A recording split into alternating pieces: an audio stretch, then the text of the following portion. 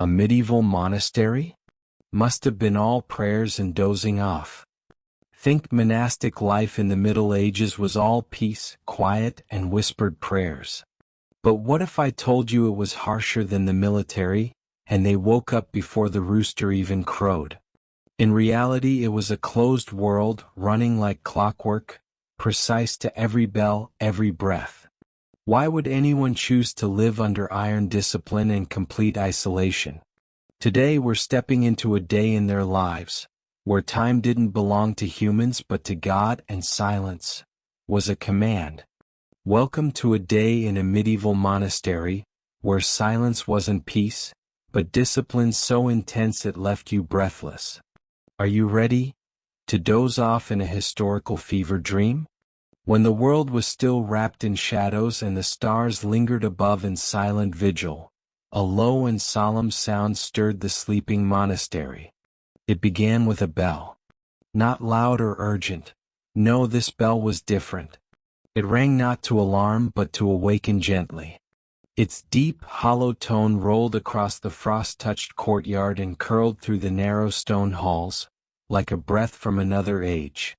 It was the first bell of the day, the matins bell, a call to prayer before the first light of dawn had touched the earth. The cold air inside the monastery was still, as if holding its breath. Then quietly the silence shifted. In the dimness of their simple stone cells, the monks stirred. One by one they rose from wooden beds wrapped in rough woolen habits. No one spoke. No one needed to. They had done this every morning for years, some for decades. In that deep, sacred hour, somewhere between midnight and morning, the monks moved like shadows. Sandaled feet touched the chill of the stone floor, and coarse sleeves brushed against ancient walls as they stepped silently into the corridor. The hallways of the abbey were barely lit. Only the faintest glow of oil lamps revealed the curve of an archway or the worn grooves in the floor where countless feet had passed before. They walked in single file, heads slightly bowed, hands folded or tucked inside long sleeves. The hush was total. Even the wind outside seemed to wait. This was the beginning of matins, the first of 8 canonical hours that shaped every day in a medieval monastery. Time here did not belong to men. It belonged to God. As they entered the chapel, the cold met them like a familiar presence. The air smelled faintly of wax and stone, as if soaked in centuries of whispered prayer. Wooden benches creaked gently under their weight. A monk approached the lectern, unrolling a vellum scroll with practiced care. Then, almost imperceptibly, the first chant began. It was not quite singing, not quite speaking.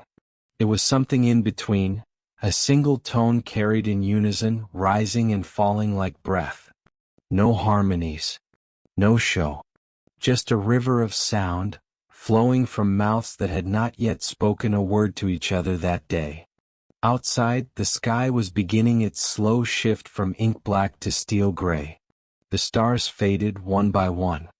But inside the chapel, time seemed to hold still. There was no rush. The monks would remain in prayer for nearly an hour, letting the words of ancient psalms wrap around them like a warm blanket against the cold. After matins came a moment of rest. The monks returned to their cells, not to sleep but to read, to reflect, or simply to sit in silence. Then a second bell rang, lauds, the morning praise. This time the eastern sky had begun to glow faintly gold, and light filtered through the narrow stained glass, casting long red and blue shadows across the flagstone floor. After prayers came work.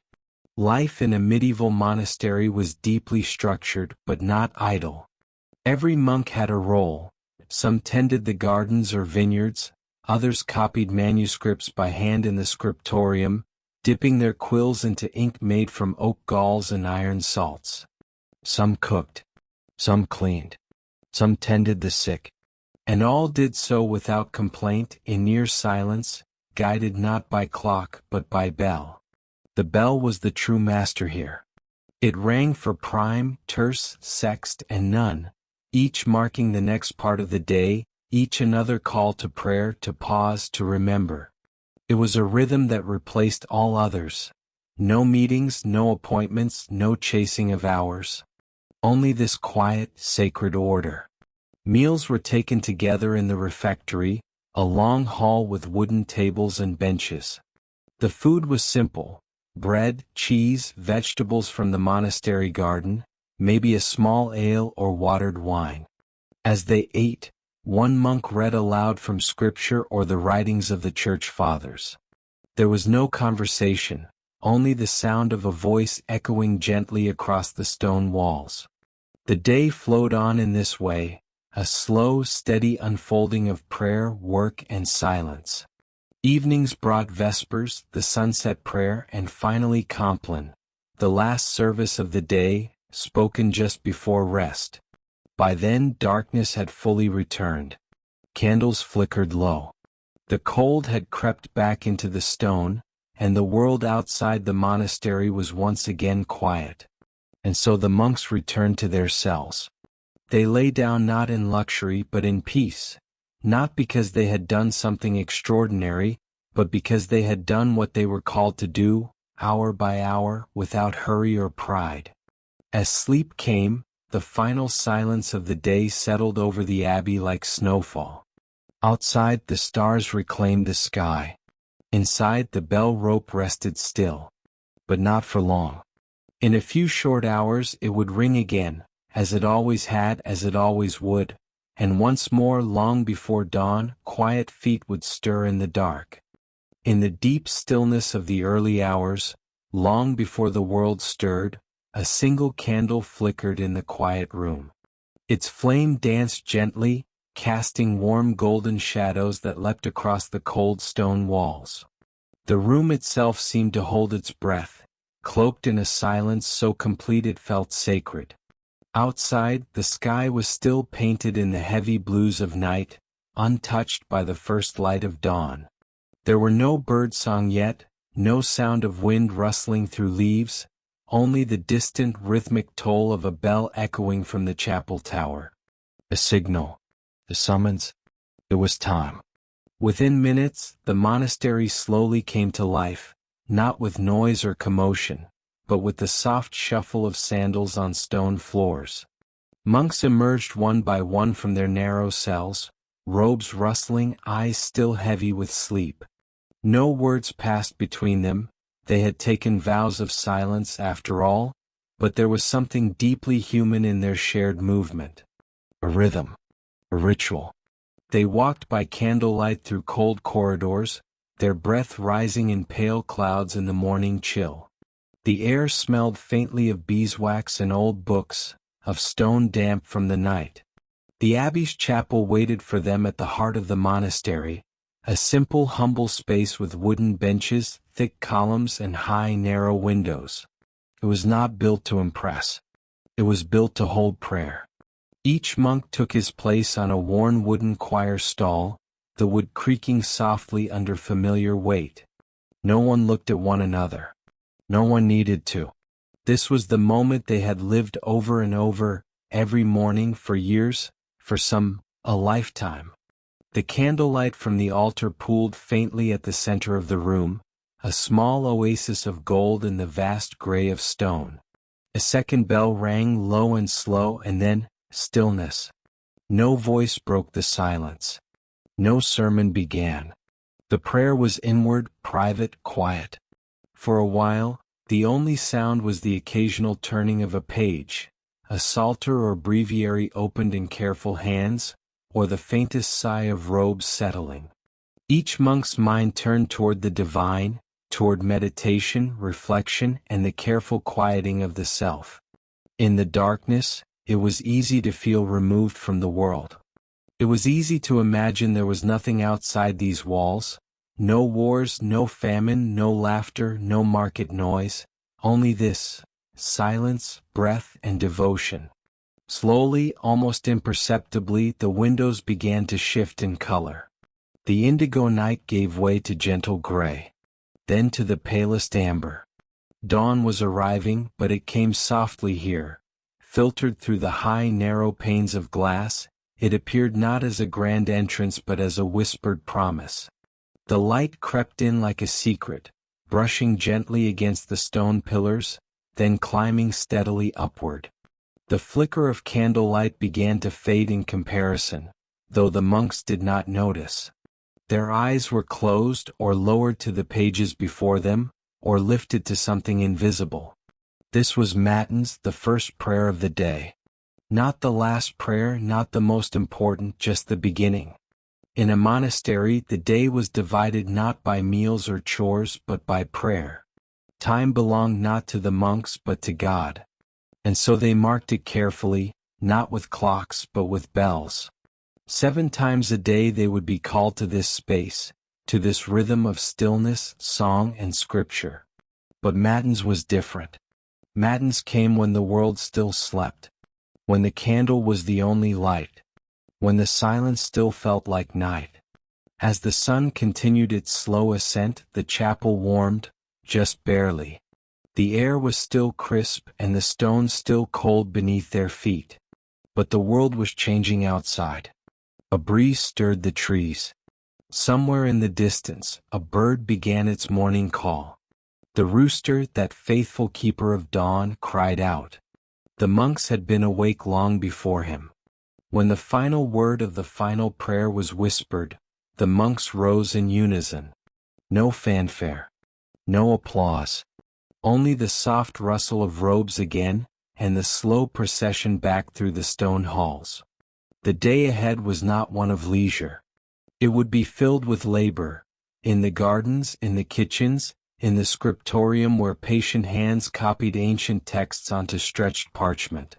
Each monk had his task. Each task was a form of worship. But for now, the monastery breathed in the quiet of early light.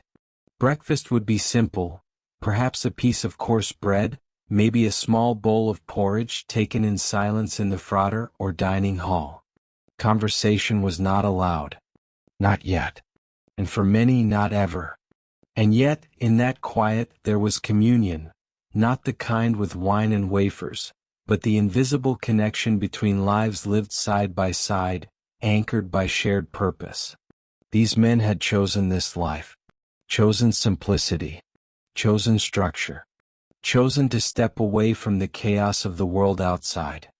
It's easy from the outside to imagine that their days were dull, that a life of prayer must be a sleepy one.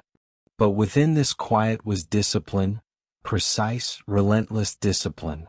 Within the stillness was structure. Every bell was a command. Every moment accounted for. Time itself was not their own.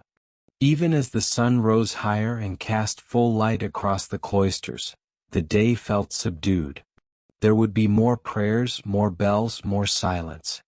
Mid-morning would bring terse, then work, then sext, then more work. And so on. Until the sun set and darkness returned. And matins would rise again, like the first breath of day. In the end, the monastery did not ask for comfort. It asked for presence. For humility, for a life lived without distraction. And it began every day the same way, with a single candle, a flicker in the dark, a room filled with silence, and a breath held in prayer.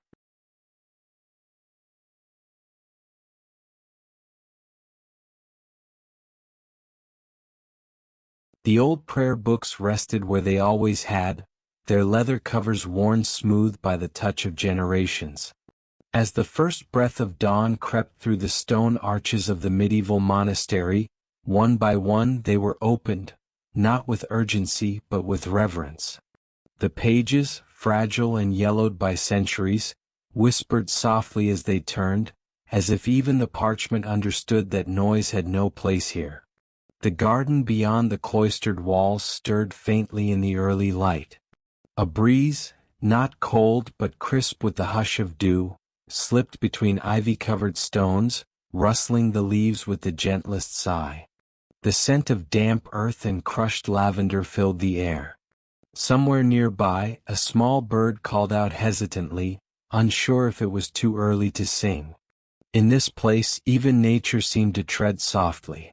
The monks had risen long before this moment, roused not by alarm, but by the deep toll of the monastery bell, a sound both low and solemn, echoing through the thick stone corridors with a kind of sacred finality. It did not ask them to wake. It commanded it. Even so, there was no scrambling from beds, no hurried footsteps. Theirs was a life of rhythm, not rush. Every action, every breath, belonged to a pattern older than memory. They moved like shadows through the narrow halls, woolen robes brushing the flagstones in near silence. In the chapel, candles had already been lit, tall, thin pillars of wax that flickered but did not falter. The golden light clung to the cold stone walls, dancing across ancient tapestries and the carved faces of long-forgotten saints. This, the first hour of the day, matins, was not meant for the body but for the soul. Words were chanted, not spoken. Eyes remained low. The room was filled with a solemn melody, sung in Latin, that had not changed in hundreds of years. It moved not like music but like breath itself, steady, slow, unbroken. Outside, the sky shifted almost imperceptibly. Darkness faded into a soft gray, revealing the skeleton outlines of trees and the tiled roofs of the monastery buildings. Smoke curled lazily from the kitchen chimney, where the lay brothers were already beginning their quiet preparations. A thin broth, a crust of bread, nothing more. Sustenance here was not about pleasure. It was simply part of the order. Back inside in the scriptorium, a lone monk prepared his tools for the day ahead. A quill trimmed to a fine point. Ink made from oak gall and iron salts. Parchment stretched and smooth. He sat in silence, the only sound being the occasional scratch of his pen against the page, like a faint echo of thought itself. Illuminated letters would bloom slowly into existence, each swirl, each gold leaf, a prayer of its own. There was no sense of time, only task. No deadline, only devotion. As the day unfolded, the monastery did not grow louder. It simply unfolded like a flower in slow motion. Bells rang again, not to signal change but to remind the monks of where they were in God's time. Terse. Sex. None. Each hour marked by prayer, each space in between filled with humble labor, tending to the gardens, copying texts, grinding herbs in the infirmary. But always there was silence. Even in work they whispered. And in that silence, a strange kind of fullness bloomed. The absence of chatter became a presence of its own. In the cloisters, where columns framed a quiet courtyard, a monk might pause mid-step, not for distraction but for wonder, watching a droplet of water slide down a leaf, or following the curve of sunlight tracing across the stones.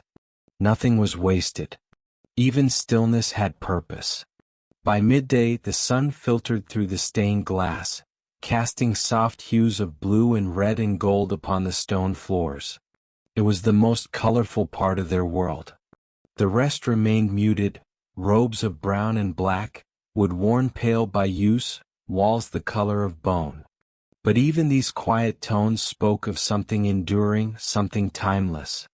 After a simple meal, eaten in silence as passages from the Rule of Saint Benedict were read aloud, the monks returned to their duties. Some to the orchards, pruning with care. Others to the library, sorting scrolls. A few to their cells where they read, reflected, or simply breathed. No hour was idle. Even rest was structured, deliberate. As evening drew near, the shadows lengthened across the stone paths. The air cooled once more, carrying with it the scent of moss and old wood. Vespers began, a twilight song, softer than the first but no less sacred. The chants rose again, carried on voices that neither hurried nor hesitated. In this hour, the weight of the day seemed to settle into the stones, as if the monastery itself were exhaling. And then came Compline, the final prayer before night. Candles once more flickered. Heads bowed low. Outside, the stars emerged one by one, their light indifferent and eternal. The bell rang one last time, deep, slow, final. A reminder that the day did not belong to them. It never had. Back in the dormitory, the monks lay in narrow beds, robes still wrapped around them, hands folded in quiet prayer. The old books were closed now, their pages kissed shut by time. The garden beyond lay still, the breeze gone, the silence now complete. And in that stillness, peace reigned, not the soft, comforting kind we often imagine, but a peace earned through discipline, through surrender, through an unwavering rhythm that gave their lives structure and meaning. So ends a day in the medieval monastery, a world not of noise or novelty but of breath, bell, and devotion. A world where silence was not emptiness, but an echo of the divine. And perhaps in that quiet, you begin to drift too. A day in stillness, the quiet labor of medieval monastic life. After the last echo of morning prayers faded beneath the high stone arches of the chapel, the monastery began to breathe in a different rhythm, slow, purposeful, and hushed. The sun, still shy behind the misty horizon, filtered through narrow stained glass windows, casting long colored shadows on the cold stone floor. The monks and nuns, robed in habits of undyed wool, slipped out of the sanctuary in silence, their footsteps barely a whisper on the worn flagstones. It was time for the day's labor. In one quiet corner of the cloistered world, beyond the herb garden and past the cloister walk where ivy curled gently around ancient columns, there stood the scriptorium, the monastery's library and sacred workshop. Its thick wooden door creaked open slowly, not from disrepair but from age, old wood that had known centuries of touch. Inside the air was cool and still, thick with the faint scent of ink, vellum, and the faintest trace of beeswax candles burning low. This was no ordinary room. Here time seemed to slow to a crawl. Every movement, every breath, was deliberate, as if the very air demanded reverence. At long wooden desks, bathed in the gentle light from arched windows, the scribes began their sacred task, the copying of manuscripts. The soundscape was simple and soft, the steady rustle of parchment, the delicate scratch of quills moving slowly across stretched animal skin. The monks dipped their quills into iron gall ink, pausing briefly before setting the nib to the page, each stroke a quiet act of devotion. This was not a task of speed or personal expression. There were no signatures, no flourishes of individuality. Instead, it was a discipline of obedience and humility. The scribe's hand was not their own. It belonged to the text, to the tradition, to God. Letter by letter, line by line, they recreated scripture, commentary, and classical wisdom. It could take an hour to copy a paragraph, a day to finish a page. A full Bible might require years, even a lifetime. Each page was a canvas of concentration. The Latin words, familiar to the mind but foreign to modern tongues, emerged in delicate lines of script, Carolingian minuscule, or perhaps the more angular Gothic hand of later centuries. Every character was a quiet monument to patience. In the margins, sometimes, a tiny illustration would appear, a curled vine, a dragon, a golden leaf, small bursts of creativity permitted as acts of praise. These illuminations were not mere decoration, they were visual prayers, woven into the fabric of the written word. No one spoke. Speech was reserved for prayer and necessity, and this was neither. In some monastic orders, silence was the rule, a discipline meant to focus the mind inward. In such places, the scribes might communicate through signs, a glance, a nod, a gentle tap on the desk. But mostly there was no need for words. The work spoke for itself. Outside, the monastery lived on. In the fields, other monks tilled the soil, milked cows, or tended vines. In the infirmary, a sister prepared a poultice from rosemary and mint, her mortar and pestle grinding slowly, rhythmically. In the kitchen, the scent of barley soup began to drift through the halls, promising warmth to come. But in the scriptorium, time stood still, wrapped in parchment and silence. Sometimes a bell would ring, a soft, distant chime barely cutting through the thick walls, marking the next canonical hour, terce, sext, or none. The scribes would pause, stretch their fingers, and quietly rise to return to the chapel. The rhythm of the monastery was not their own. It belonged to the divine office, to the cycle of prayer that shaped the entire day, from the first light before dawn to the darkness of Compline. Then they would return. The ink had dried. A new sheet waited. And again the quiet labor would begin. Not every day was the same. Some scribes were tasked with binding, sewing pages together with linen thread, pressing covers between wooden boards wrapped in leather. Others might sort pigments for illuminators, crushing minerals into powder, mixing them with egg yolk or honey. Lapis lazuli for blue. Vermilion for red. Gold leaf, hammered thin as breath, pressed carefully onto halos and holy names. To the outside world it might seem dull, repetitive, even sleep-inducing. But to those within, it was something else entirely. This was their offering. Their way of preserving knowledge, yes, but also of shaping the soul. Each letter was an act of worship. Each manuscript a testament to faith, perseverance, and unseen dedication. Generations later, these same books would be read by kings, scholars, rebels, and reformers. But their origins were always the same. A quiet room, a patient hand, a life shaped by rhythm, ritual, and an unshakable belief in the sacredness of the written word. And so the day continued, quiet and long. By late afternoon, the light would begin to dim. Candles would be lit, their flames flickering like little spirits in the growing dusk. The scribes would complete the final lines, gently dusting the wet ink with fine sand or ash to help it dry. Then the tools would be cleaned, the pages stacked or hung to cure, the benches left empty once more. The silence remained. Evening would bring more prayer, a simple meal, and then, eventually, sleep. Not luxury, but rest enough to rise again in the cold darkness before dawn. For tomorrow and the day after and every day for a lifetime the same quiet work would await. And so, in a world without hurry, in a place untouched by the noise of the outside world, the monks and nuns of the Middle Ages offered their time, not for glory, not for fame, but for eternity. A quiet day in the cloister. The room is dim but not dark. The light from the tall, arched window spills in gently, brushing against ancient shelves that stand like sentinels row after row. The books resting there are not merely stacked. They are placed with care, each one nestled against the other like old friends sharing secrets. Their spines are weathered, some cracked, some faded, each bearing the quiet dignity of centuries past.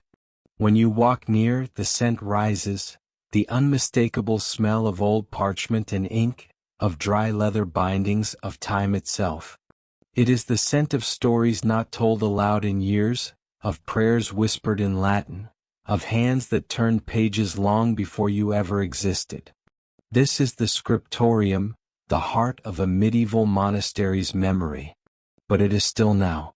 No one speaks. Only the soft scratching of a quill on parchment might be heard, if a monk is copying a text. Otherwise, the silence here is thick, not oppressive but holy, like a blanket of snow that hushes the world. Outside, in the cloister garden, the silence is a little different. It is alive. The garden is modest. Not grand or showy but tidy, lovingly tended. Neatly arranged rows of herbs, thyme, sage, rosemary, grow alongside carrots, onions, and leeks. The soil is dark and rich beneath bare feet or well-worn sandals. The monks tend to the plants with simple tools and practiced hands. No one hurries. No one rushes. Every movement is deliberate, a pulling of weeds, a watering of roots, a gentle patting of earth. There is no chatter. Conversation is not forbidden, but words are few and spoken softly if at all. They are not needed. In this place silence speaks, and the garden answers. The wind passes through the leaves of a nearby fig tree with a sigh, like the monastery itself exhaling. Birds call in the distance, not a song really, just a few scattered notes as if unsure whether to interrupt the quiet. Sometimes, if you listen closely, you can hear the hum of bees weaving in and out of lavender blossoms. It is not silence in the strictest sense, but it is peace. Profound, complete peace. A bell rings somewhere in the distance, just one tone, low and full. It floats through the air like a slow ripple on water. Time here is kept not by clocks but by bells. Each chime marks the next chapter in the monk's daily rhythm. Prayer, work, reading, rest. Not a minute wasted. Not a moment hurried. Back inside, in the cool corridors that link the chapel to the dormitory, the stone floors echo softly underfoot. The walls are bare except for the occasional wooden cross or fading fresco, a saint with downcast eyes, a candle burning low before him. The air smells faintly of wax and old wood, as if every surface has absorbed the centuries. If you were to wander down the hall and push open one of the heavy wooden doors, you would find the refectory, the place for meals. Long tables of dark wood stretch across the room. Benches line them, smooth from generations of use. A single bookstand stands near the front, for the reading aloud of scripture or the lives of saints during mealtimes. No one speaks during meals. Spoons click gently against bowls. Bread is torn by hand, not cut. It is simple fare: lentils, vegetable stew, a crust of bread, but it is enough. More than enough. And then there is the chapel. Even if no one is there, it feels occupied. The air is different, thicker somehow. The stones remember voices raised in chant, day after day, century after century. The light here is soft, filtered through narrow stained glass windows in blues and golds. Dust floats like tiny stars, suspended in beams of late afternoon sunlight. The pews are plain, unadorned. The altar is simple. Yet the beauty of the place lies not in ornament but in stillness. When the monks gather here, their voices rise in plainsong, slow, even, ancient melodies that seem to hover between sound and silence. There is no harmony, only unity. No flourish, only devotion. Each note is a breath offered upward. And when they fall silent again, the quiet is somehow louder than the chant. At night, the monastery becomes a world within a world. The garden rests. The tools are cleaned and stored. The scriptorium is dark, the books tucked in for another night. The final bell rings, Compline. The last prayer of the day. The monks walk slowly, heads bowed, robes swaying just slightly with each step.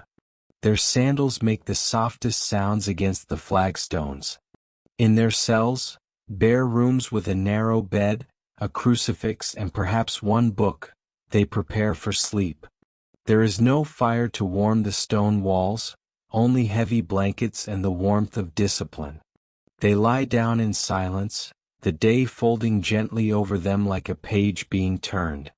They will rise again in a few hours, long before the first bird calls, before the sky even dreams of light. Because here time does not belong to them. It belongs to God. Every moment is a gift but also a duty. A call to prayer, to work, to stillness. The outside world, the chaos, the noise, the urgency, feels impossibly far away.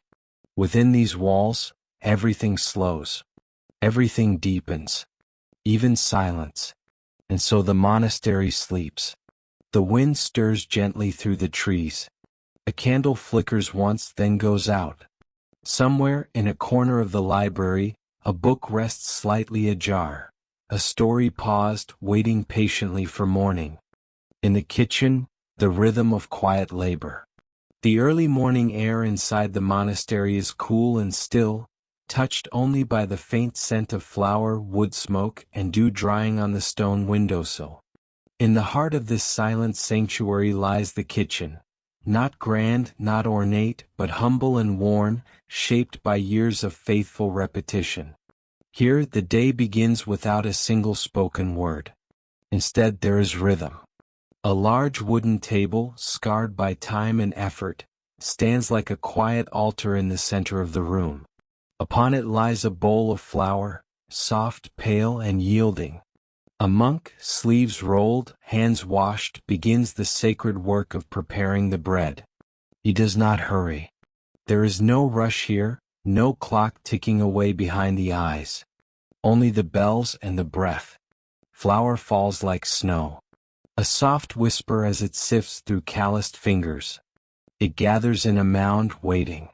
A small jug of water is poured in slowly, reverently. The monk reaches in and the two elements meet. He presses gently at first, folding the mixture with calm, practiced strokes. His palms move in circles. Push, turn, fold, with the steadiness of someone who knows that this moment is enough. The dough begins to take shape beneath his touch, firm and elastic, warm with potential. Each movement is deliberate. No energy is wasted.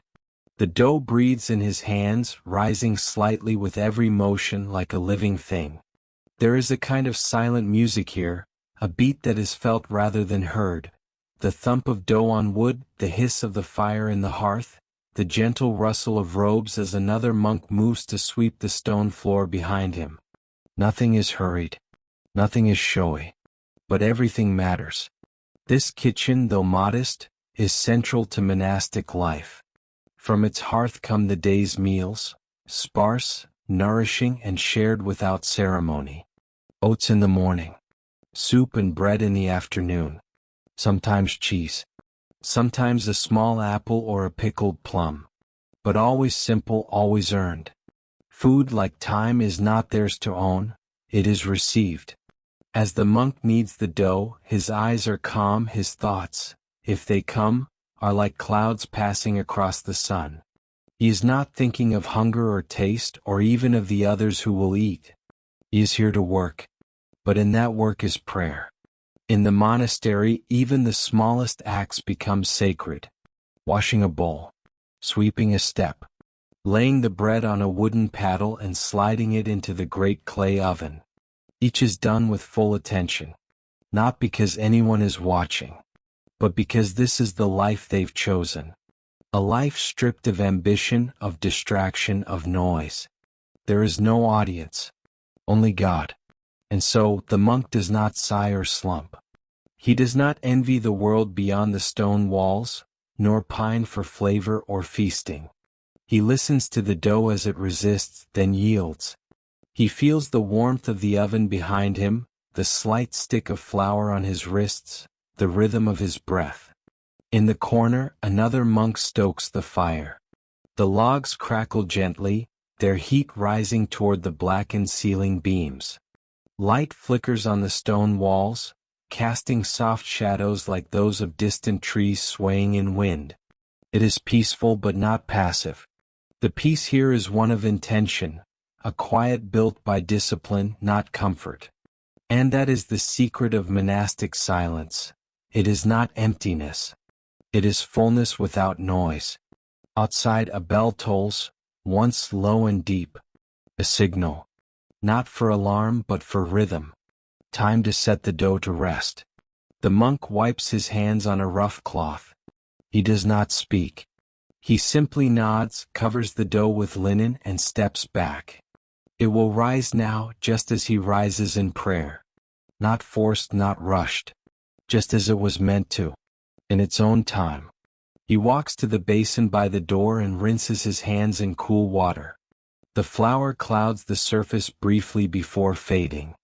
Another small monk enters silently and takes up the next task, preparing the midday soup. There will be leeks, perhaps, and barley. Maybe a turnip from the garden. It will simmer for hours. It will feed the body gently, humbly, Just as the Psalms feed the soul, the rhythm continues. Each task leads quietly to the next. Each monk knows his role, not through orders barked or lists posted, but through routine, tradition, and time. The monastery is a clock, and the kitchen is one of its hidden gears, turning, steady, unnoticed by the world, but essential to its movement. Here, in this warm, fragrant hush, you begin to understand the monastic way, the silence, the labor, the prayer. All are braided together, like the loaves that will soon come out of the oven, golden and steaming. Bread not just for nourishment, but for remembrance. By evening, this same room will be swept clean again. Bowls washed, fire banked, knives dried and wrapped. The smell of bread will linger faintly as the sun dips behind the abbey wall. And the monks will gather, not around a feast but in stillness, to eat what was prepared with care, with gratitude, with quiet. No applause. No compliments to the cook. Just the sound of spoons and bowls. The crack of crust. And the silence, always the silence, holding everything in place. The monastery meal, a silent symphony. As the sun drifted higher over the monastery's stone walls, casting long golden shadows over the cloister walkways, a bell tolled, soft but certain. It echoed through the corridors like a gentle summons. It was time to eat. From all corners of the monastery, the monks and nuns emerged, their footsteps quiet against the cool flagstones. No one hurried. There was no need. Time moved differently here, slow, deliberate, and measured like the rhythm of breath or the ticking of a distant clock. They made their way toward the refectory, the communal dining hall. It was a long, echoing chamber, framed with high vaulted ceilings and tall, narrow windows that filtered in slivers of daylight. The air inside always carried a faint, earthy scent, of stone, old wood, and the lingering traces of simple food. In winter, the chill seemed to rest permanently in the corners, even when a small fire flickered at the hearth. In summer, the room was still and dim, a welcome retreat from the heat outside. The monks filed in silently and took their seats at the long wooden tables, smoothed by decades, even centuries, of use. Each place was set plainly, a wooden bowl, a spoon, a crust of coarse bread, and perhaps a cup for watered wine or ale. The meal was humble. Always humble. A soup of root vegetables, maybe lentils. Sometimes a bit of fish if it was a feast day. Butter or cheese, but never much. The rule was simplicity, not just in the ingredients but in the spirit of eating itself. There was no conversation. Not because they had nothing to say, but because silence here was sacred. Speech was saved for prayer and necessity. During meals, the mouth was for eating, the mind for listening, and the heart for quiet reflection. Instead of chatter, there was a single voice. From a small wooden lectern placed just off to the side, one of the monks stood ready with a book in hand. His voice rose gently into the still air as the others began to eat. He didn't shout. He didn't dramatize. He simply read, steadily and clearly, as though pouring a stream of calm directly into the room. Sometimes it was scripture, a psalm, a passage from the Gospels. At other times, it might be a story from the life of a saint, or a reflection from an early church father.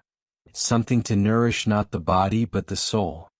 There were also moments when moral instruction or even community news would be read aloud, guidance from the abbot or letters from afar. But even these were delivered with the same gentle cadence, almost like a lullaby. And so, as the monks and nuns dipped their spoons into warm broth, the words floated over them like a veil. The clink of spoon against bowl, the rustle of fabric, the occasional creak of wood, these were the only other sounds. It was a kind of symphony. A silent one. Each monk had learned, over time, how to eat without disturbance. How to chew quietly. How to pass the bread with a nod, not a word. How to focus not on satisfying hunger but on embracing the moment. The gift of food, the rhythm of routine, the presence of God in something so ordinary. This was not a meal to be rushed, nor one to be enjoyed in the way the outside world might understand pleasure. There was no feasting, no laughter, no indulgence. Yet somehow, it was satisfying in a deeper way, as if the lack of distraction made the taste of every spoonful more real. In that room you could feel time stretch and settle. You could feel the weight of history too. How many thousands had eaten in this very way, in this very silence, across centuries? How monks in rough-spun robes had bowed their heads over bowls in the same light, heard the same psalms read in the same monotone melody. For a visitor it might seem austere. For some, unbearably quiet. But for those who lived it, this meal was not a chore. It was peace, structure. A moment of shared discipline that brought clarity to the day. It reminded them that their lives were not their own, that everything, even eating, was offered up as prayer. When the final words were read and the last bowls were emptied, the reading monk would close the book slowly and bow his head. The others did the same. A prayer of thanksgiving might follow, brief, solemn, whispered together like the wind moving through trees.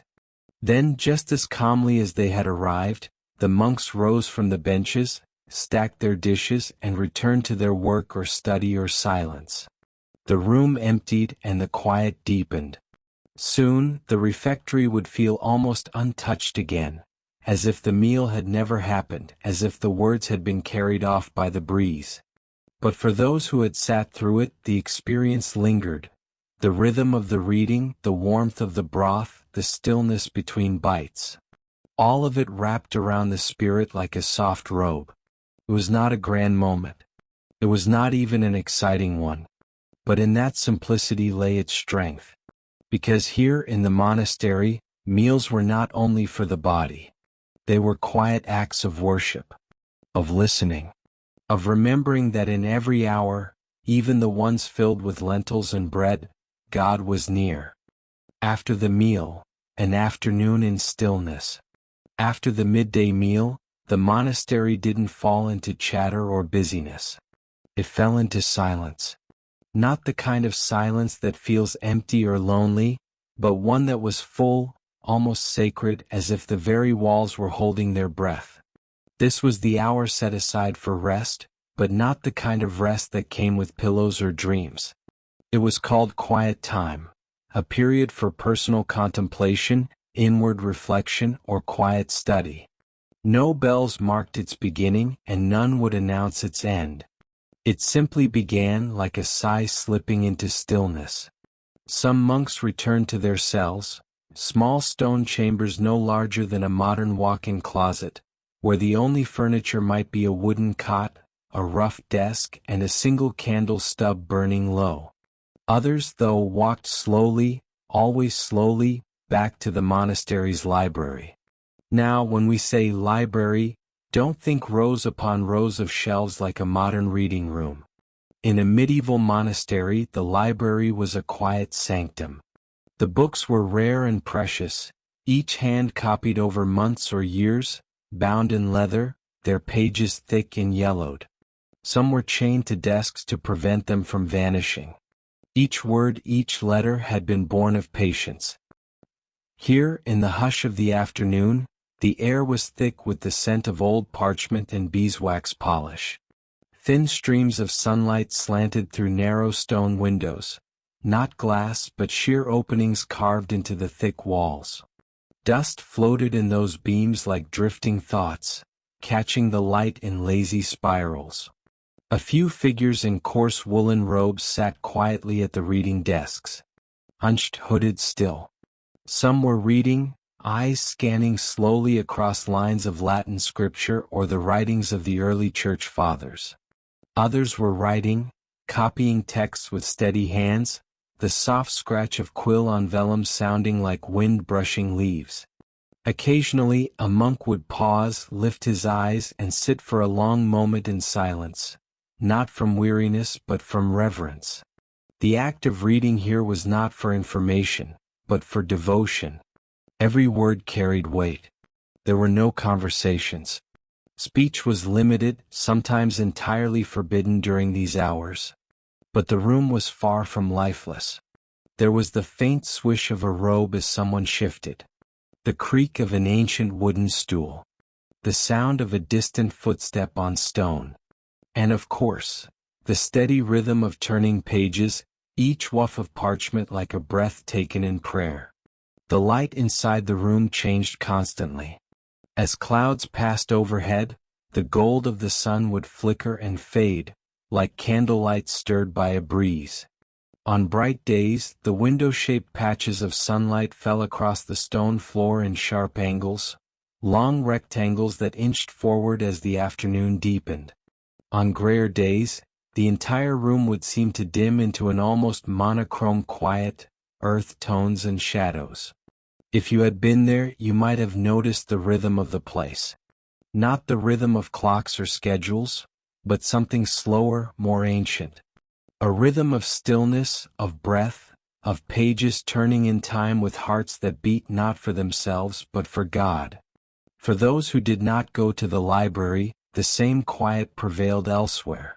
In the cloister walk, an open-air hallway that encircled a garden courtyard, a few monks might pace slowly, praying the psalms under their breath. They moved in silence, their footsteps soft on the stone tiles, their minds turned inward. The garden in the center was not ornamental, it was symbolic. Sometimes with a small fountain or a single tree, it was a place that echoed Eden, a reminder of simplicity, of order, of divine presence. And above all of it, above the rustle of robes, the sighs of wind through narrow corridors, and the flicker of sunlight across cold stone, there was that prevailing silence. A silence not of emptiness but of attention. Every monk in his own way was listening. Not with ears but with his soul. Outside the thick walls of the monastery the world moved on. Peasants worked the fields, lords held councils, messengers rode dusty roads. But here time flowed differently. There were no clocks, no urgency. Time was kept by bells, by the movement of the sun across the floor, by the quiet awareness of breath and ritual. Eventually the bell would ring again, gently but firmly. A single tone echoing through the halls like a call from far away. That would signal the end of quiet hour and the beginning of the next gathering. Perhaps none, the afternoon prayer. But until then the monastery held its breath. A feather floated from the rafters, a gift from a nesting bird in the upper beams. It landed on the floor in utter silence. The page turned. A pen scratched. Dust danced in the golden light. And all was still. The candle that never rushed. A day of meals and books in a medieval monastery. In the heart of a stone monastery, where time flowed not in hours but in prayers, there came moments of the day that seemed to any outsider humble. Simple, unremarkable even. Yet for the monks who lived within those walls, cloistered away from the noise of the world, the hours of meals and reading were among the most sacred of all. These were not just breaks in the day, pauses between prayers or work. No, in the life of a medieval monk, eating and reading were woven with purpose, discipline, and quiet reverence. They were windows into something deeper. A connection to the soul, to the divine, and to centuries of silent wisdom passed down through ink and parchment. The dining hall, a symphony of silence. Picture the refectory, the monastery's dining hall. Long wooden tables stretched across the stone room, worn smooth by decades of elbows and folded hands. The walls were bare, save for the occasional wooden cross or faded painting of a saint. A small window let in pale shafts of daylight. At night, candles flickered, their flames dancing faintly on the stone, their wax dripping patiently, never hurried. Monks entered in a quiet line, their soft footsteps brushing against the cold floor. They sat in silence, hands resting gently on their laps, eyes often downcast.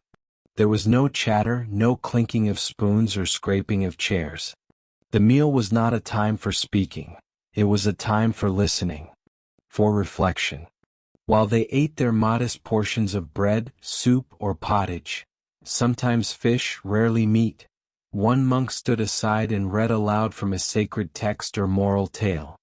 His voice, calm and steady, echoed gently through the refectory. It might be a passage from the Bible, a sermon from St. Augustine, or a lesson on virtue and humility. Each word hung in the air like incense, absorbed by the ears and hearts of those around him. No one responded. No one needed to. This was food for the body and food for the soul, served together in quiet harmony. Even chewing was done slowly, thoughtfully, not just out of manners but because every bite was part of something greater, a ritual of presence. The scriptorium, a world of still pages and living words. After meals or at designated hours of the day, many monks would turn to their second calling, reading. For some, it meant time spent in the scriptorium, the room where books were copied by hand. For others, it was a time of personal reading, seated by narrow windows, eyes tracing lines of Latin with the care of one handling a fragile leaf. The act of reading in the medieval monastery was more than intellectual. It was spiritual. It wasn't rushed. No one skimmed, no one flipped ahead. Each page was a field to be tilled, each sentence a seed to be planted. And in that silence, something extraordinary happened. The book came alive not in noise but in stillness. For hours, the only sounds might be the turning of a page, the scratch of a quill, or the faint sigh of wind pressing against stone walls. Sometimes there wasn't even that. The silence was complete, not empty but full. Full of thought, of prayer, of attention. A single candle burned on the table beside them. Its flame didn't blaze or command attention. It glowed gently, casting shadows that curled like script across the stone floor. It was a small thing, but in that place it meant everything. It was a reminder that light didn't need to shout. It only needed to shine. No rushing here. In the modern world we rush. We eat in a hurry, often while reading something on a screen, thinking of the next task. We skim articles, half listen to audiobooks while commuting, consume knowledge like fast food. But in the monastery time moved differently. There, a single sentence could occupy a monk's thoughts for an entire day. A parable could be mulled over in silence for hours, its meaning unfolding slowly, like a bud in spring. Meals were not consumed, they were received. Books were not devoured, they were tasted, savored, digested. Every activity was infused with slowness, with purpose, with presence. And so the monks, while living in a life of discipline and restraint, experienced something rare, a kind of freedom. Not the freedom of doing whatever they wanted, but the deeper kind, the freedom of being fully, quietly alive in each moment. The candle as witness. One might imagine that such a life would be cold or lifeless. But in truth there was a warmth there, not in the air but in the rhythm. In the silence that wasn't loneliness but stillness. In the order that wasn't oppression but clarity. And the candle? Saw it all. It stood in the corner of the dining hall or flickered on the edge of the desk. It burned slowly as monks read in the half-light, their breath barely louder than the wind. It did not judge, did not demand. It only glowed. Patient. Constant. A witness to a life lived without rush. The candle knew what the modern world forgets. That quiet does not mean empty. That slowness does not mean waste. That meals and books, shared or read in silence, could shape a soul more deeply than any sermon or song. A final moment. So if you ever find yourself weary, rushing through your day, perhaps remember the monastery, and the quiet moments between the bells. Imagine yourself seated at that long wooden table, soup warm in your hands, a voice reading aloud in the distance. Or imagine a cold room where the only light is a candle and the only sound is the turn of a page. And let yourself slow down. Just for a moment. Because in that silence, the kind that once ruled the hours of monks, you may find something unexpected. A kind of peace that feels like prayer. Even if all you do is eat, or read, or simply breathe. When dusk falls at the monastery. When the sun begins its slow descent, casting long golden shadows over the land, something gentle stirs in the quiet world of the medieval monastery. The stone walls, cold and austere by day, begin to soften under the mellow embrace of twilight. Outside, the last light of the day dances across the worn cobblestones and moss-covered arches. Inside, the air grows still, hushed as though the very stones themselves are holding their breath. Through a narrow window, nothing more than a slit in thick stone, soft orange light filters in. It touches the wooden bench where Brother Thomas once sat in silent contemplation and glows faintly on the edge of a well-worn Bible, left open on a reading lectern. The sunlight is not intrusive, nor showy. It seeps in gently like a quiet visitor, illuminating dust motes suspended in still air, each one swirling like tiny particles of time. This is the hour of Vespers, the final communal prayer of the day. The rhythm of life in the monastery is not marked by clocks or urgency, but by bells, and now, somewhere in the distance, that sound begins. It is not loud. The evening bell doesn't clamor or demand attention. Instead, it sings, a soft, resonant tolling that lingers in the chest rather than the ears. It echoes through the cloisters, through the halls of cold stone and empty corridors, a tender reminder that the day is drawing to a close. One by one, the monks rise from their quiet work, copying manuscripts, tending gardens, polishing altar vessels, and begin to make their way toward the chapel. Their footsteps are muffled against the flagstone floors, robes brushing gently as they walk in silence. No one speaks. There is no need.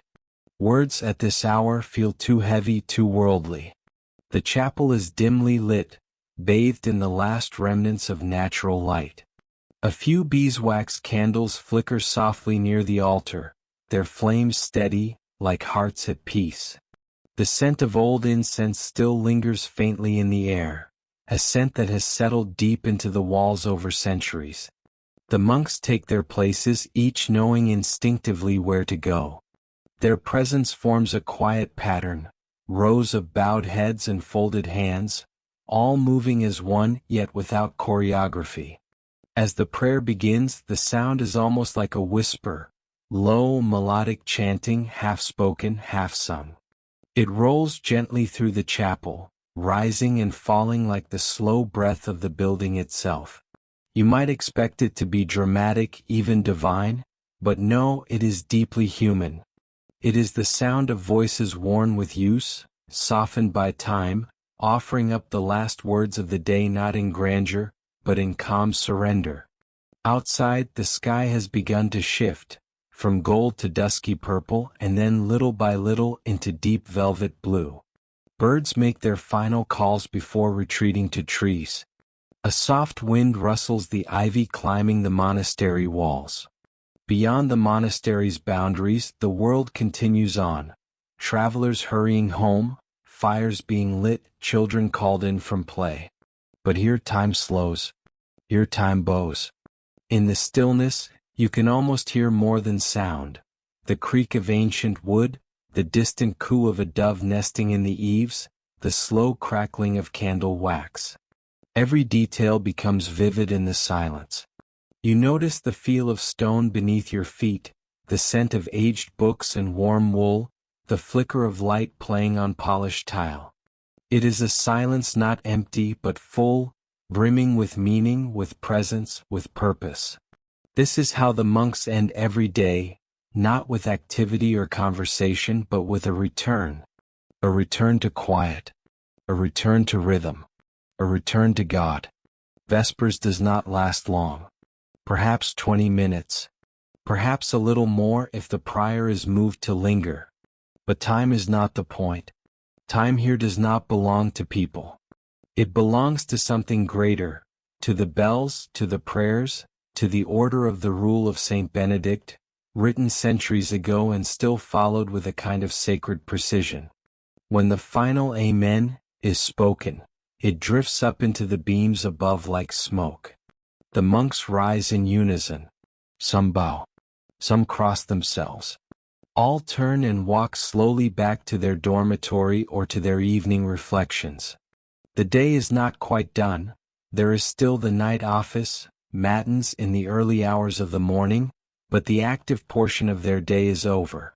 From now until sleep they speak only when necessary and even then in hushed tones. Back in their rooms, small bare cells with a bed, a crucifix and a desk, the monks prepare for rest. A few scribbled down thoughts in ink. Others read psalms by candlelight. One or two may kneel in silent prayer, their lips moving but no sound escaping. The wind taps gently at the shutters. Somewhere, a dog barks in the distance, far beyond the walls. Inside all is calm. And so the monastery settles. The stones that watched the sun rise now welcome the moon. The candles burn lower. The world outside fades away. And if you listen very closely just before you fall asleep, you might hear that last soft sound, the echo of a bell long since rung, still lingering somewhere in the bones of the building.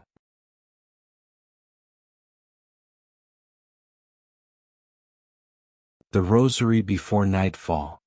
A soft journey into the twilight rhythms of a medieval monastery. The day is nearly done. Beyond the thick stone walls of the abbey, the world has already slipped into shadow.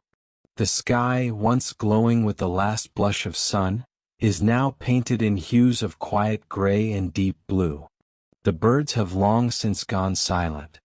Even the wind, which danced so freely over the cloisters in the afternoon, now tucks itself away among the tall grasses outside. But inside the monastery, one final rhythm remains before the night truly begins.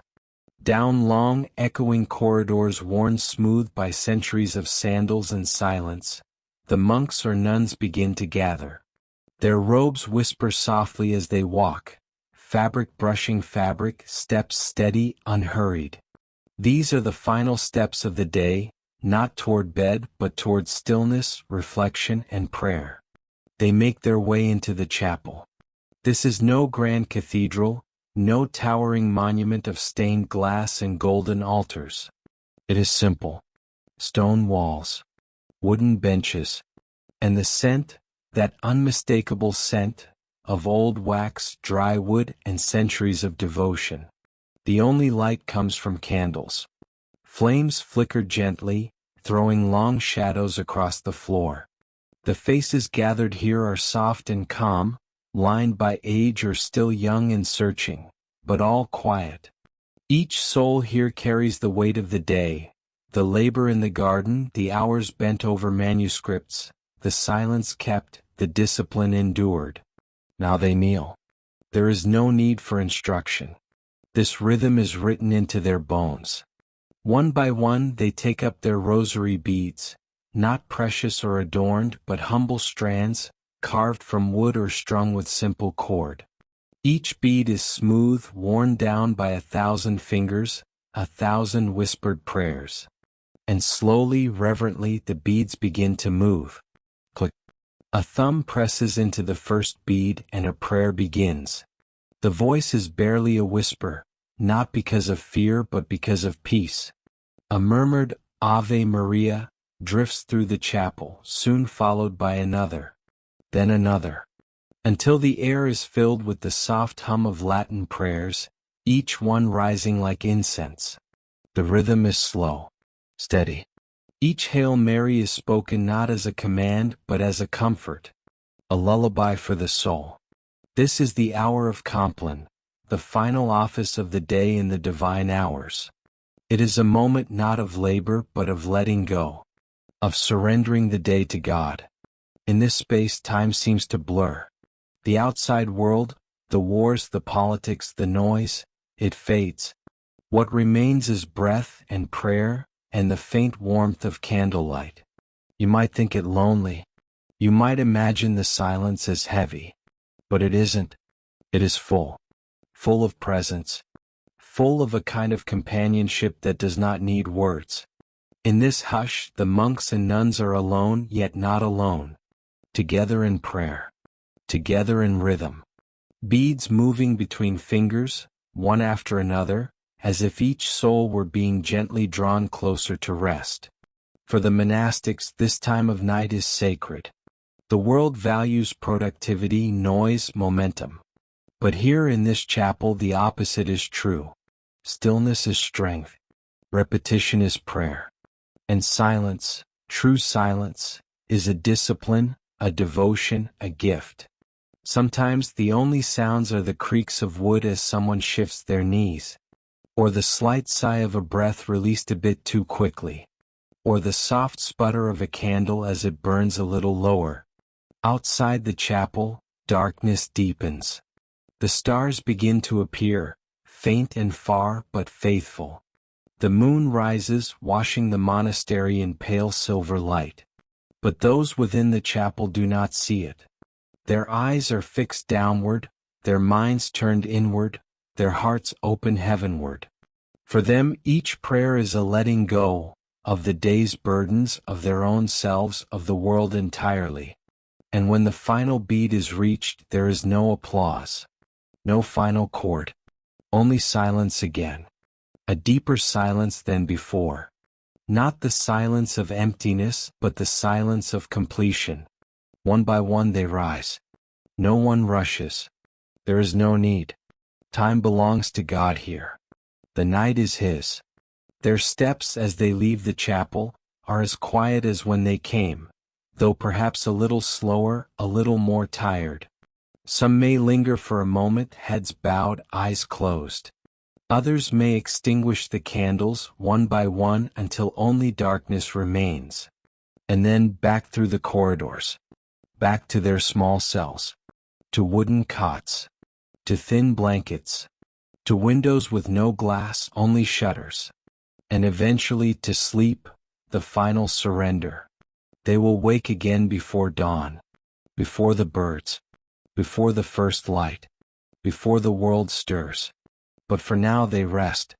And the rosary beads, warm from their hands, lie still once more.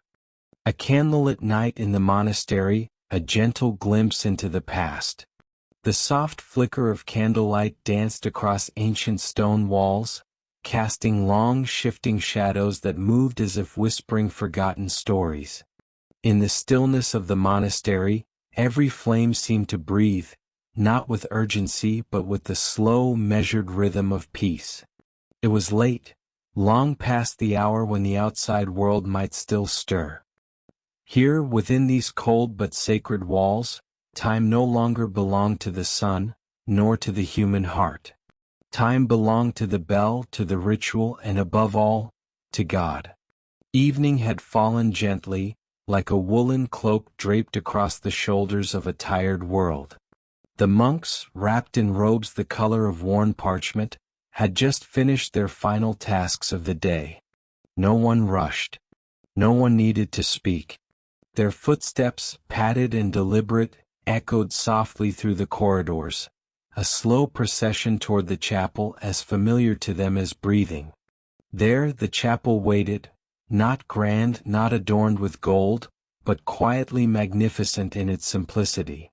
Wooden pews worn smooth by generations of prayer. Stone floors polished not by design, but by the weight of countless feet, day after day, year after year. The air was cool and faintly scented with beeswax and old incense. A few tall candles burned near the altar, their flames swaying gently as if nodding in reverence. Shadows from the flickering light wavered on the walls, a kind of sacred dance, silent yet alive. One by one the monks entered, heads bowed, and took their places. No one needed to announce the beginning of prayer. There were no cues, no spoken commands. Only the silence, thick, expectant, and familiar, signaled the transition. It was the kind of silence that wasn't empty but full, as if the walls themselves were listening. Their prayers began not with words but with breath. Inhale. Exhale. A moment of stillness. Then, softly, almost imperceptibly, voices rose. Not loud, not chanted with drama, but whispered together like wind through leaves. Latin prayers, old as the stones beneath their feet, flowed through the room like a stream at dusk, calm, unhurried, eternal. They prayed not to be heard by others but to hear the silence, the presence, the space between words. In the outside world voices competed. Here voices blended. Here one was never alone, even in solitude. There were no distractions. No bells of phones, no tapping of keys, no flickering screens. Just candlelight. Just breath. Just the quiet music of devotion. This was Compline, the final prayer of the monastic day. A moment not of activity but of surrender. Surrendering the day, the thoughts, the burdens carried silently beneath the surface.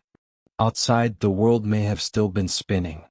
Winds rustling in the trees, stars blinking awake, distant animals calling to the night.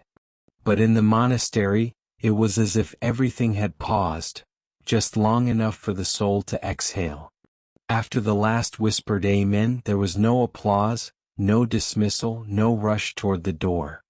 The monks simply stood, nodded to one another in silent communion, and returned to their cells, not as individuals but as threads in a larger, woven rhythm. Their cells were small, sparse. A wooden bed. A simple desk. Perhaps a cross on the wall or a worn book of scripture on the shelf. Nothing more. And yet it was enough. In fact, it was everything. In those quiet, stone-bound rooms, another kind of prayer began. The prayer of stillness, of rest. No lullabies, no bedtime distractions. Just the body, tired from the day's labor, lying down in silence. Just the breath, returning to its steady rhythm. Sleep here did not come like a wave, but like a slow settling of snow. Thought by thought, layer by layer, the day was tucked away. Not escaped, but offered up, as if even dreams were part of something sacred. There were no clocks on the wall, no need to set alarms. The monastery's great bell would ring before dawn, and they would rise before the rooster, again and again. Always before the light. Always in the dark. And yet there was no resentment. This was not punishment. This was purpose. Somewhere far in the distance, a gust of wind stirred a shutter. Somewhere else, a candle flickered low and went out, its smoke curling upward like a quiet amen. But even in darkness, even in stillness, the monastery remained awake, not with eyes but with spirit. It was a place built not just from stone, but from discipline, from devotion, from the quiet belief that every moment, even in sleep, belongs not to the self, but to something greater. And so the night passed slowly, not dragging but drifting.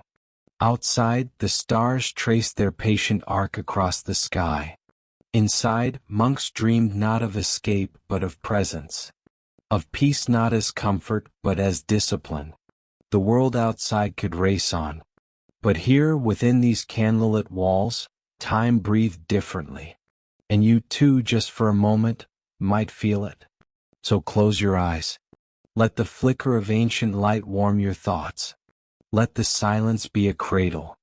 Let this old, gentle rhythm of prayer and breath carry you, not to sleep but to rest.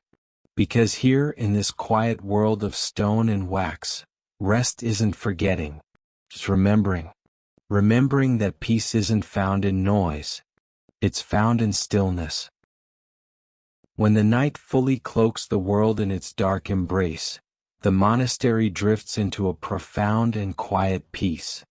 The long corridors, now swallowed by shadows, stretch endlessly ahead, their outlines softened by the faint, silvery glow of the moonlight filtering through narrow windows. Here and there, A distant flicker from a single oil lamp winks, its flame trembling gently like a quiet heartbeat in the stillness. The air is cool and calm, touched by the subtle scent of ancient wood and aged stone. The silence is not empty.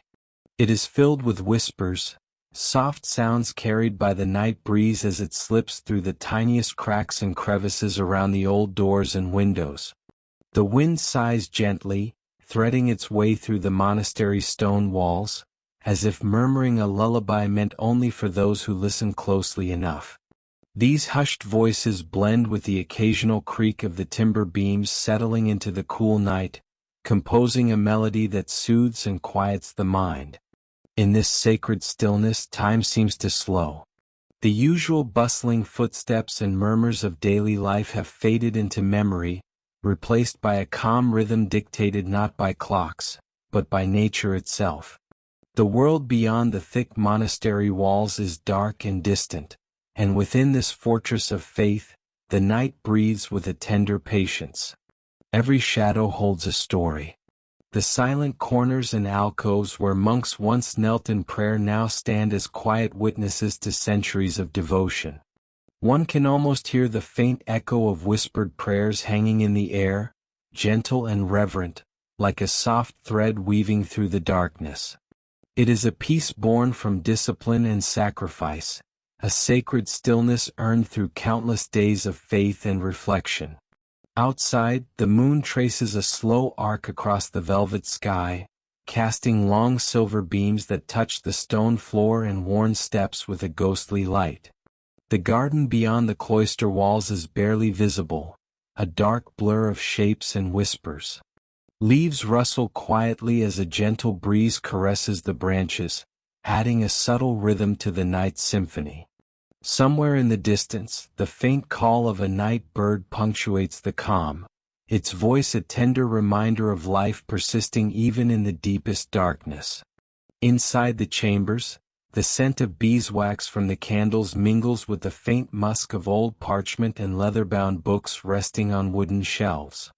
It is a smell that speaks of history and knowledge, of countless hours spent in study and prayer, of thoughts and dreams captured in ink and paper. The very walls seem to breathe stories of the past, stories that unfold slowly, like a quiet song sung only to the night. In these moments, the monastery feels alive, not with noise or movement but with a deep, serene presence. It is a sanctuary where the spirit can find rest and renewal, wrapped in the gentle embrace of the night's hush. The stillness invites you to breathe deeply, to let your thoughts drift away like leaves on a slow-moving stream. As you walk softly down the empty hallways, your footsteps muffled by the thick stone floor, you might notice how the darkness reveals details in unexpected ways. The rough texture of the walls, the delicate patterns carved into wooden doors, the faint glimmer of tiny cracks where moonlight peeks through, all become part of the night's quiet story. Each step feels like a whispered secret, a gentle invitation to pause and simply be. The monastery at night is a world apart, a place where the chaos of the day dissolves into a profound calm. It is a time for the soul to rest, for the heart to slow, and for the mind to find peace in the soft embrace of darkness.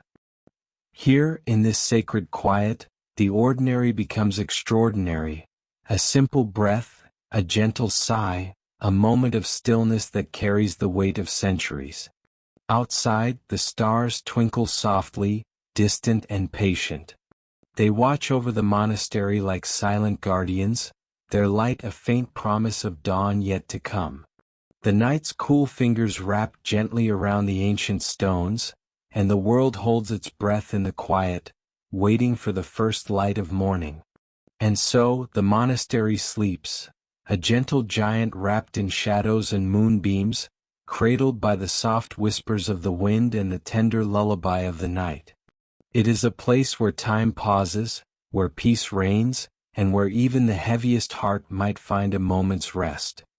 In the simple sleeping quarters of the medieval monastery, the day's final moments were slipping away into silence.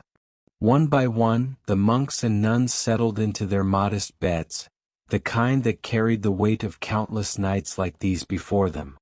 The wooden frames were plain and unadorned, crafted with care but without any hint of luxury, just enough to support a weary body seeking rest.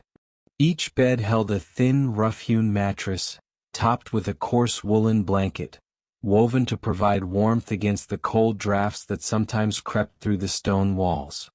The air was cool but not harsh, carrying a faint scent of the wooden beams and the lingering aroma of beeswax candles that had flickered softly throughout the evening prayers. The low light from those candles had long since been extinguished, replaced now by the gentle, shimmering glow of countless stars beyond the small, shuttered windows. Outside, the night sky stretched wide and deep, a vast tapestry of sparkling points of light that seemed to hum with quiet mystery. Within these humble rooms, a profound stillness had settled, as if the very walls were breathing a soft lullaby. The sounds of the day had faded completely.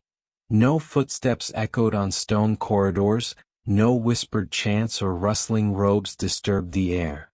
Even the occasional creak of wooden beams was absent. It was a stillness that wrapped around the occupants like a tender embrace, inviting their bodies and minds to drift away from the waking world. The monks and nuns lay quietly, their faces serene in the dim moonlight filtering through the narrow windows. Their eyes slowly closed, surrendering to the pull of sleep after long hours spent in prayer, work, and contemplation. Each breath slowed, becoming steady and deep, a rhythm in harmony with the peaceful night. Some might imagine that such a place, bound by strict rules and austere simplicity, would feel cold or unwelcoming. Yet here, in the midst of bare stone and wooden beams, there was a profound sense of comfort, an unspoken assurance that rest was sacred. The simplicity itself became a kind of sanctuary, a space where distractions faded and the soul could find respite. Outside those windows, the world continued in quiet slumber. The stars seemed to keep watch over the monastery, their distant light a gentle reminder of something eternal and vast beyond the walls. The cool night air whispered softly through the trees, rustling leaves in a subtle melody that only the most attentive ears could hear. Even the faintest breeze carried with it the calm promise of renewal, of a new day soon to come.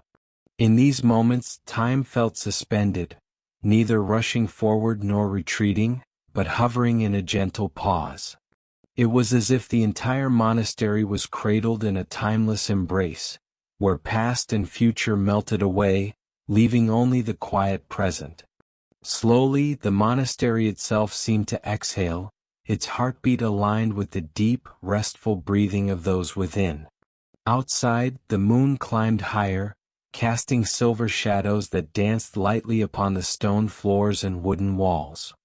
Every corner of the sleeping quarters was softened by this pale light, turning hard edges into gentle curves and shadows into comforting shapes. In the silence, even the smallest sound, a distant owl's call, the soft rustle of a shifting blanket, became a part of the night's tender symphony. But mostly there was silence. A silence so deep it felt like the world itself was holding its breath, allowing the monks and nuns the rarest gift, the peace to sleep soundly. And sleep they did. Resting their weary bodies, their minds freed from the day's tasks and prayers, the monks and nuns sank into dreams as gentle as the night air itself. Their souls, wrapped in simplicity and quiet devotion, found a refuge in the darkness, a place where even the heaviest burdens could be laid down. This was the rhythm of life in the medieval monastery, a cycle of labor, prayer, and rest, each moment flowing naturally into the next. The night was not just an absence of light or sound, it was a sacred time, a pause filled with the promise of renewal and the soft magic of stillness. So, as the stars kept their silent vigil overhead and the world outside drifted quietly toward dawn, the monastery slept peacefully, wrapped in the gentle arms of the night. The simple wooden cross hanging quietly on the stone wall, barely catching the dim glow of a flickering candle, is more than just an ornament.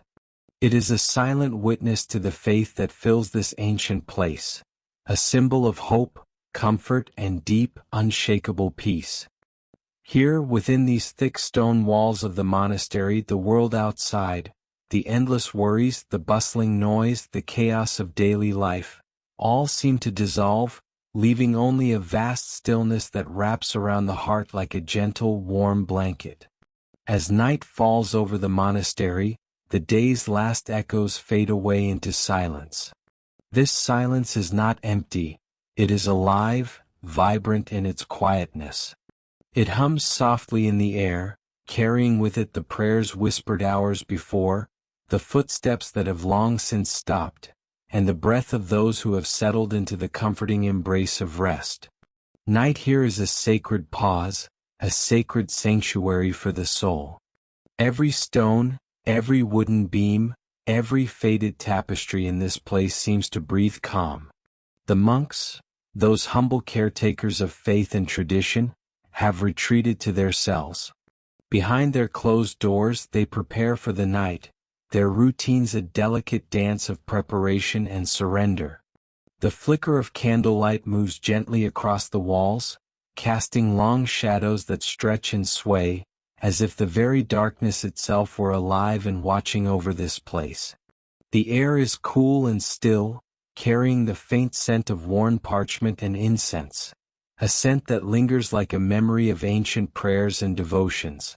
Outside, the night sky stretches endlessly, a velvet canopy sprinkled with countless stars that seem to blink in quiet approval of the peace below. No harsh lights, no sounds of machines or voices, only the soft sigh of the wind brushing through the trees beyond the monastery's walls. Inside, the wooden cross on the wall serves as a focal point for reflection. It is simple, unadorned, yet in its simplicity lies its profound power. It reminds those who look upon it that beyond the fleeting concerns of the day lies something eternal. The cross is a symbol of sacrifice, but also of hope and renewal. It calls the weary to rest and the restless to peace. It invites a letting go, a surrender to the quiet stillness that this place offers. The night in the monastery is a time of absolute rest, not just the resting of the body but of the mind and spirit as well.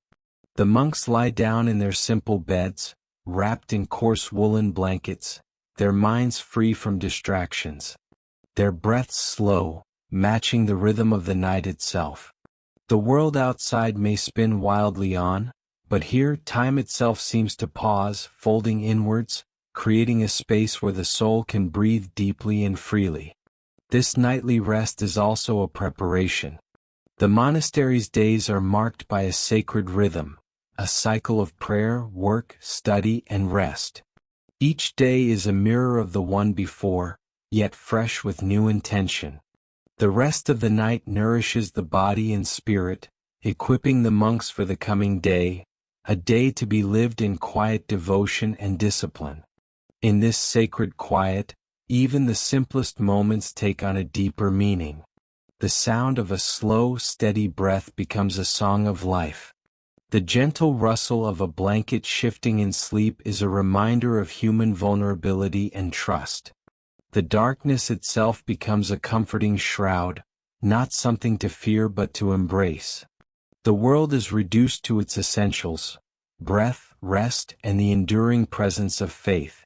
Outside the monastery walls, the world is much different, noisy, chaotic, and full of distractions pulling the mind in all directions. But here, in this sacred space, the simple wooden cross guides the soul to a still place. It is a reminder that peace is possible even in the busiest and most turbulent times, if only one chooses to look inward and surrender to the quiet. As dawn approaches, the first faint light begins to creep through narrow windows high above. The wooden cross, still hanging in the soft morning light, seems to glow with a quiet radiance. The night stillness is gently lifted, giving way to a new day, another cycle of grace and discipline, of quiet work and silent prayer. In these early morning hours, the monks rise before the sun, their movements slow and deliberate. They dress in simple habits, their footsteps soft on the cold stone floors. The world outside is just beginning to stir, but inside the monastery, the rhythm of prayer and contemplation begins anew. The wooden cross remains a silent companion throughout these moments, a symbol that anchors the day's purpose. The day ahead is filled with structured hours, time for prayer, study, manual labor, and communal meals. Each activity is performed with mindfulness, each moment a step along a path toward spiritual growth and inner peace. The monks embrace their simple routines, finding meaning not in excitement or change, but in the steady rhythmic repetition that shapes their lives. Throughout the day, the cross watches silently over the monks as they gather in the chapel, their voices rising in chant, filling the air with sacred melodies. These moments of communal prayer are the heartbeats of the monastery, binding the individuals into a shared rhythm of faith and devotion. As the sun arcs across the sky and begins its descent, the monastery gradually winds down once more. The tasks of the day come to a close, and the monks prepare again for the return of night, the return to rest, reflection, and renewal beneath the quiet presence of the wooden cross. In this way the cycle continues, day after day, night after night, an unbroken flow of discipline, faith, and peace. The wooden cross, humble and unassuming, remains at the center of it all, a beacon of calm in a world that often feels anything but calm. This is the monastery's gift, a place where the soul can find respite, where the noise of the outside world is silenced, and where the simple, profound truth of faith can be felt in every breath, every shadow, every quiet moment. So as you close your eyes tonight, imagine that wooden cross on the wall, flickering in candlelight. Let its quiet strength wrap around you like a soft, protective cloak. Let your breath slow, your mind ease, and your heart settle into the deep, soothing stillness it offers. In this moment, all worries fade. There is only peace. There is only rest. There is only the quiet assurance that, no matter what the world may bring, there is a place, here now, where the soul can be still and be whole. And now, as the stories of a day in the monastery softly come to a close, it's time to let your mind drift freely. Imagine yourself slowly settling into a quiet, peaceful space inside your own mind. Feel the gentle weight of the day lifting from your shoulders, melting away like morning mist under the warm sun. The world outside fades gently to a soft hush. With every breath you take, you grow more relaxed, more calm, more present. Start by noticing the very top of your head, the crown where your thoughts often swirl and buzz. Let this space soften. Let the tightness ease. Feel a gentle wave of calm sweep downward, like warm sunlight spilling through leafy branches, touching your scalp, your forehead, your temples. Let your forehead smooth out, as if the worries and cares have simply slipped away, dissolving into a distant memory. Now let that peaceful feeling drift down past your eyes, your eyelids growing heavier with every passing second. They don't need to stay open anymore. They want to rest, to close gently, like curtains drawn to a quiet stage. Behind your closed eyes, a calm darkness unfolds, not the emptiness of nothingness, but a soft, welcoming quiet where your mind can wander freely without rush or demand. Feel that tranquility sweep down over your cheeks, your jaw, your neck. Any tension held there softly unwinds. Your jaw loosens, your lips part just slightly, no need to hold tight anymore. Your shoulders drop, releasing any stiffness, dropping down away from your ears as if a great weight has been lifted. Your arms grow heavy, warm, and completely relaxed, resting comfortably by your sides. Allow that wave of relaxation to flow now through your chest, your heart's quiet rhythm beating steady, slow, and sure. Feel the gentle rise and fall of your breath. Inhale softly, calmly, with ease, and exhale fully, letting go a little more of the day's cares with each breath out. Each inhale brings fresh calm. Each exhale sends tension further away. Now the feeling travels down your back, easing along each vertebra, loosening muscles and soothing every nerve. The places where you usually carry stress soften into peaceful stillness. Your entire torso sinks deeper into comfort and rest. Let this calm flow through your hips, your thighs, your knees. Notice the warmth and heaviness spreading through your legs as they rest comfortably, supported by the surface beneath you. The muscles let go, letting the calm flow freely now through your calves, your ankles, and all the way to your feet and toes. Your feet may feel pleasantly heavy or delightfully light. Whatever sensation arises, welcome it as part of your deep relaxation. Now, in this quiet, resting space, your body feels safe, secure, and deeply at ease. Your mind, too, drifts in a gentle rhythm. No need for thoughts to hurry or jump, no urgency, no pressure. Just peaceful waves of calm, like the soft lapping of water on a quiet shore. Remember the monastery's day we explored, the strict discipline, the bells marking each moment, the silence so profound it became a command. Now, in contrast, you can feel freedom in this stillness. A stillness chosen, not forced. A calm that invites you to rest and recover, to nourish your spirit with quiet and gentle peace. There is nothing left to do now but simply be here, in this moment, wrapped in soft calm. Your breath, slow and steady, carries you gently deeper into rest. Your body, heavy and relaxed, welcomes the peace spreading from your head to your toes. If your mind starts to wander, that's okay. Let those thoughts come and go like clouds drifting across a clear sky. No need to hold on to anything. Just return your focus softly to your breath, the quiet, steady rhythm that grounds you in this peaceful moment. Feel the weight of your eyelids again, growing heavier as if nature itself is calling you to drift off. Let your breathing become even softer, quieter. Let your body melt into the comfort beneath you, sinking deeper into rest. Soon, the stories of the monastery will fade into a dreamscape, where time flows gently, where silence becomes a lullaby, and where your mind floats freely, cradled by warmth and calm. So take one last deep, nourishing breath in, and slowly let it go. With each breath, feel yourself slipping more deeply into a tranquil rest. Your body is relaxed, your mind is calm, and your spirit is at peace. The day is done. The quiet is yours. Sleep well, dear traveler, and awaken refreshed, ready to greet a new day with calm and grace.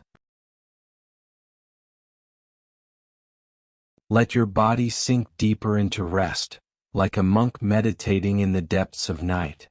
Close your eyes gently, and feel the quiet embrace of the darkness wrapping softly around you.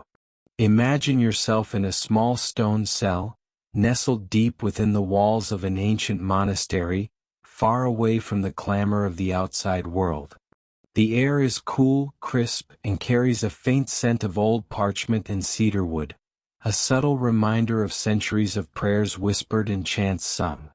Here the silence is not empty, it is full, alive with the gentle rhythm of your own breath.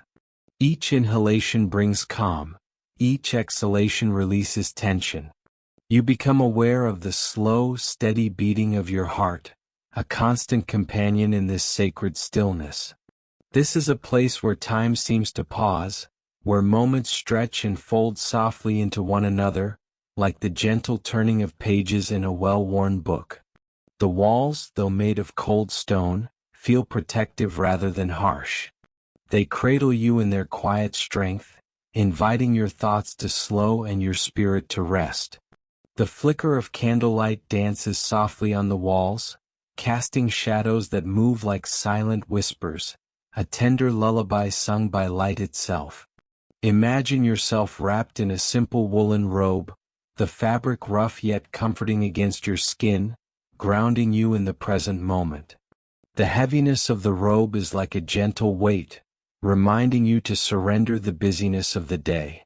Your muscles soften, your limbs grow heavy, and your mind begins to drift away from the worries that often chase you in waking hours. In this sacred silence, you find a sanctuary not just for your body, but for your mind and soul. The stillness outside matches the stillness within. No hurried footsteps echo in the hallways, no harsh voices break the peace. Instead, the world feels paused, as if the very air itself is holding its breath alongside you. As you breathe deeper, imagine the steady toll of the monastery's bell in the distance, marking the passage of time, not hurried or rushed, but deliberate and measured.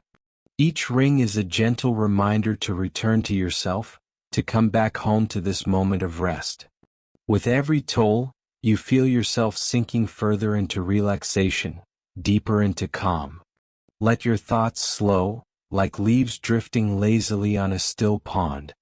If worries arise, imagine placing them gently on those leaves and watching them float away, disappearing into the horizon. There is nothing urgent here, no need to rush or to solve problems. This is your time, sacred and uninterrupted. Your body feels heavier now, each breath deeper and more effortless than the last. Your mind is quieting, settling like soft snow falling gently over a silent landscape. In this tranquility you are safe, you are whole, you are exactly where you need to be. The night stretches on, endless and peaceful. You are cradled by darkness that is warm and tender, a cocoon of calm woven from centuries of silence and devotion. As the stars outside twinkle faintly, imagine them as watchful guardians, keeping vigil while you rest. In this moment, sleep is not something you chase. It comes naturally, like a gentle tide washing over the shore, steady and inevitable. Your body welcomes it with open arms, your mind surrenders to its sweet embrace. Feel your heartbeat slow to a natural rhythm, in sync with the universe's quiet pulse. Let every muscle melt into the softness beneath you, every thought dissolve into the vast calmness surrounding you. Here, in the hush of this ancient place, you are free to simply be. No demands, no distractions, just peace. You are part of something timeless, a lineage of quiet strength and unwavering calm that has existed through centuries. As you drift deeper, let the warmth of this stillness wrap you like a soft blanket. Know that you are held, protected, and cherished. The world outside will wait. Right now, this moment belongs to you. And as you slip gently into sleep, like a monk surrendering to the night's meditation, know that you carry this calm with you, a quiet sanctuary to return to whenever you need. Sleep well, wrapped in peace, cradled by stillness, and embraced by the gentle night. Everything has been left behind. The world outside has quieted, slipping away with the fading light. No more worries, no more noise, just the soft embrace of the night around you. The stillness holds a gentle promise. A pause, a breath, a moment where only your own steady rhythm remains. Listen closely. There's a magic in this quiet, a sacred space where time slows and thoughts begin to settle like soft snowflakes falling silently to the earth. The day's troubles, the noise of the bustling world, all dissolve into the darkness. You lie here now, wrapped in your own safe cocoon, the familiar comfort of your bed holding you tenderly. Your breathing is slow, deep, and even, a natural lullaby that soothes your mind and body. It's a rhythm that has carried countless souls before you into the realm of dreams and peace. The night has its own stories, whispers of ancient times, echoes of soft footsteps, and the gentle murmur of a world at rest. Perhaps the rustle of leaves outside your window is telling a tale of forgotten forests. Maybe the faint hum of the stars sings a lullaby older than time itself. And you, dear dreamer, are invited to journey within, to a place where imagination blooms like the quiet petals of a moonlit flower, where worries vanish like morning mist, and your spirit finds its gentle flight. Feel the calm wash over you like a soft wave, tender and soothing. Your muscles relax one by one, releasing the day's tension. Your heart slows, your mind eases, and the embrace of night wraps around you like a loving hand. There's nothing to do now but surrender to this peace. Let the stories unfold naturally, like a gentle river flowing smoothly in the dark, carrying you effortlessly toward dreams sweet and serene. Imagine a peaceful meadow beneath a velvet sky, stars twinkling like distant lanterns. A soft breeze whispers through the grass, a lullaby sung by the earth itself. You lie there, weightless and free, wrapped in warmth, and the night sky watches over you with endless care. In this serene place, every breath is a gentle wave, every heartbeat a soft drum guiding you deeper into rest. The world beyond fades completely, replaced by the quiet wonder of this moment. As you drift, let your thoughts become like soft clouds, floating gently and slowly across the vast sky of your mind. No need to chase them, just watch and let them pass, peaceful and free. You are safe here. You are loved here. And as the night deepens, so does your journey into the calm embrace of sleep. So, close your eyes now and let the silence cradle you. Let the stillness be your guide. The night is yours, a quiet sanctuary where dreams are born and peace is found. Sleep deeply, sleep well, dear one. Let this gentle night carry you into a world of rest, where every breath is a step toward renewal, and every moment is a quiet gift. Good night. If you're feeling relaxed, consider subscribing to HistoryNook and turning on notifications so you never miss our next quiet journey. Or just let the sounds lull you deeper into a peaceful sleep. And now, as the day in the medieval monastery comes to a quiet close, let your mind completely let go. Feel the relaxation spread throughout your body. Breathe evenly and gently drift off into a peaceful sleep. Everything is behind you. Good night. See you in your dreams.